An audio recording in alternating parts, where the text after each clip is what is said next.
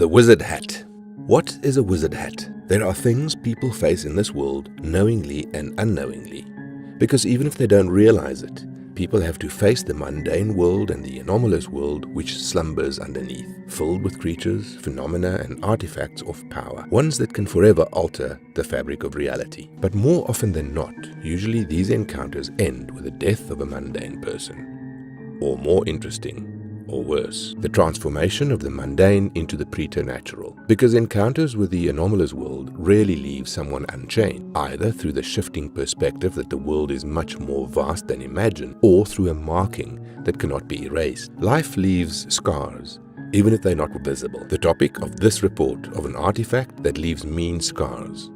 It is important to ask, what is the wizard's hat? This item pretty much acts like tossing an explosive into a still lake. Ripples from the explosion will travel all over the lake and touch everything in the shockwave's radius. Because the wizard's hat is an artifact that makes other artifacts. Something that makes this item both dangerous and rare. Dangerous because the wizard's hat hasn't failed to make a powerful object. More so that people and organizations aside from the agency have just as much knowledge about it, even though they'll do anything to acquire it themselves. And rare because the artifacts the wizard's hat creates do not lose functionality when the hat is sealed away. The price of using the hat, people well considered being worth it. All it takes is for a human to put on the ratty looking hat. As they do so, the wizard hat will extrude spikes that will plant themselves into the wearer's skull, fusing itself with a person's head, which is where it'll be, where it stays until that person's death. A fate that happens relatively soon due to the artifact's ability of item creation. Every item that the user imagines,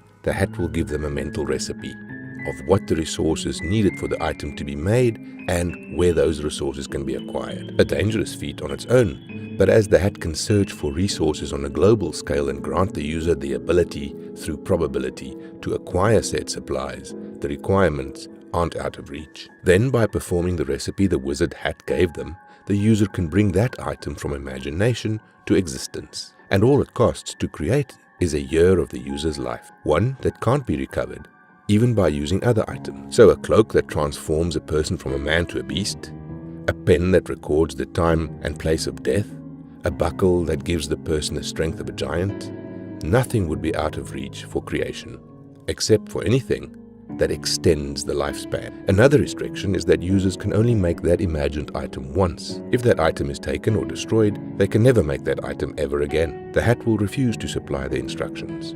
And even if they previously wrote down the instructions to make the item, something will go wrong and the creation will catastrophically fail. Plus, the hat will give its host a desire to constantly be creating more items, never letting them be satisfied with the last thing they create. As soon as it was done being created, the wizard's hat is ready to nudge the user to create the next item. With the cost of such things being a person's lifespan, it's easy to see one person getting at least 30, maybe 40 unique artifacts out into the world before the strain of rapidly aging and the stress of going all over the world to dangerous places. Yes, it seems the wizard's hat purpose is mainly to increase the quality of anomalous artifacts in the world, to fill the void of what's missing. Because the items that the user of the wizard's hat creates, unless designed in a mind by the host, they are usable by everyone who gets their hands on them.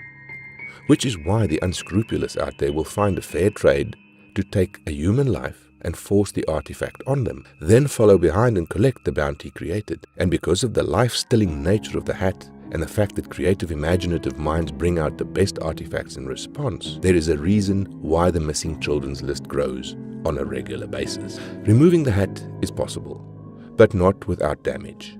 The spikes it uses to attach to a host drills right into the skull, and while cutting the spikes off will not damage the function of the hat.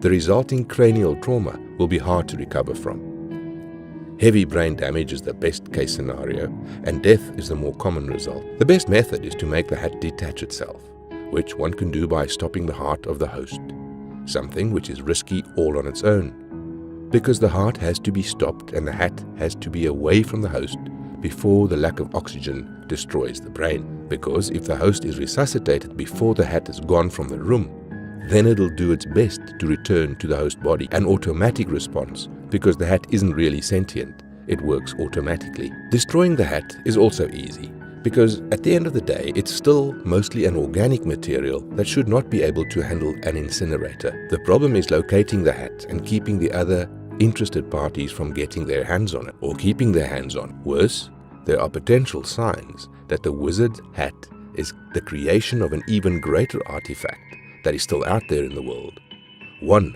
that is waiting to be discovered.